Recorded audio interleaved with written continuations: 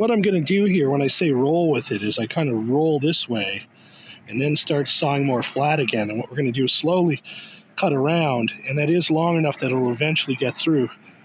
So that's going to work better with a shorter blade when I do that anyway. Remember, roll with it, and you'll get through. Take your time and watch your knuckles.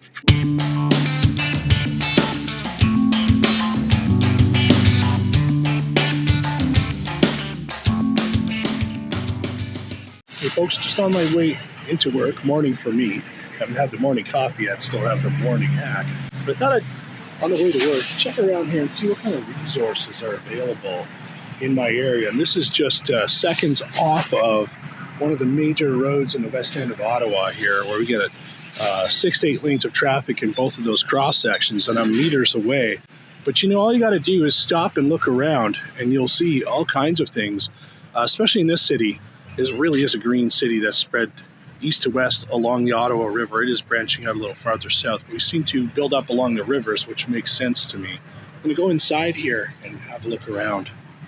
One of the things I look at or think about when I'm coming across stuff is going to be, what can I use that for? What can I use that for? Or what can I use that for? And I love repurposing things. I think that's sort of the survivalist prepper bushcraft mindset. I think it's a scouting thing too. Wise in the use of your resources. It's a lot of fun. May make some people a little bit crazy though. All right, what do we got here? Well, we'll just clear that for a second. In this area, I'm not sure what they're going to be doing with it. So because it's so close to the no train construction, there is a chance. Oh, I stepped on that. Move that. There's some garbage. So somebody's been over here. There is a chance they're just going to get rid of this, which is sad. At one of the main stops, there was a grove of trees that a lot of the people in the community were really upset that they just got rid of. Just coming at things from a different angle here. So this is a spot where I'm not going to go past here for now. Just having a look in. So I'm going to go deeper in and see what we can find. Sometimes you can just get access a little better when you start poking around. I only have a few minutes before I should be at my work site. So please don't tell my boss. I might be 5 minutes late. I was poking around in the bush again. I'm not sure that comes up too often. Get some kind of a discipline meeting. Let's see what I can find. I'm going to go down there a little bit further. All right, folks. So I'm going to take a look here. I think I'm zoomed in too close. Let's see if we can unzoom. Luckily, I brought my multi-tool. I'd rather have a bigger folding saw, but I don't always have that with me. So just a budget multi-tool. We're going to hack that up. And so I'm just going to cut that. I don't think I can one-hand this and saw at the same time, but I'm going to come down here. Going to get that around a 6-foot length, and then add that to my pile of Scout Staves. This is one of the tools I'm going to use to harvest that material. And so you'll see that in the series of videos I have when we got to collect them, prep them, and then we can get to the fun stuff. Well, this is the fun stuff. The switching gears here. I mean, I am actually a right-handed user, so I'm just holding the phone with the right hand. What I'm going to do is finish trimming this down. I did a bit of sawing on the multi-tool and then broke it off. And around here, I want to clean that up. And yeah, I'm going to take that into work and see what kind of weird stairs I get. Here we go. I think I'm going to consider a new phone. I love this phone, but the man overboard button, which is built in here, is in the wrong spot. I accidentally tapped that. Good thing I don't have that set up. I should when I go camping. That way people didn't deploy helicopters or whatever to save me. But it's over 7 feet. I'll trim that down later. It's already below zero out here, so it's partly frozen into the ground, and I only did a quick trimming job. I'm going to clean that up in the backyard.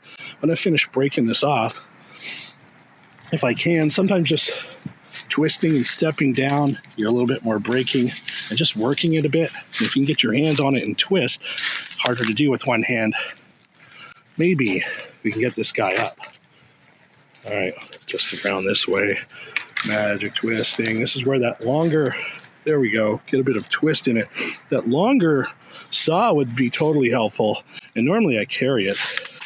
There we go. All right. That should do for one of my youth. We'll trim that to someone's size.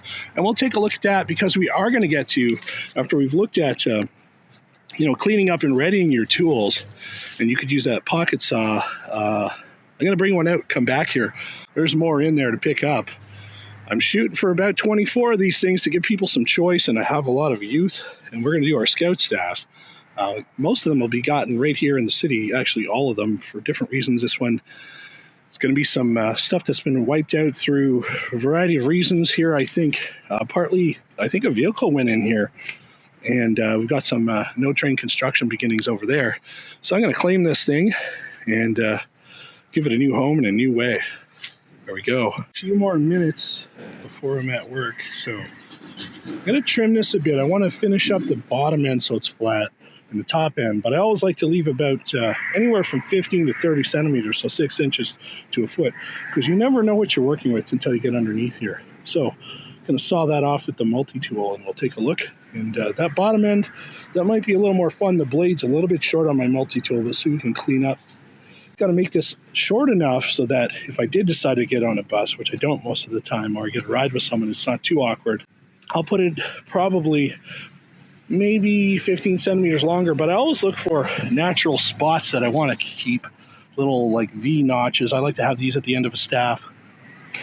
There's certain spots where it curves, where your handle fits really nice, so that might affect the size. And then it's really who's the staff for, as we do like to size it anywhere from the chin to the top of your head, really, but really just need about chin to nose, maybe shoulder height. Now with youth, you're going to want it just a bit longer if you want to have it as a functional tripod pole or anything like that, which is part of what this is. It's a project, a bit of art, some fun, a chance to learn in nature and build on your knife skills and other tool skills.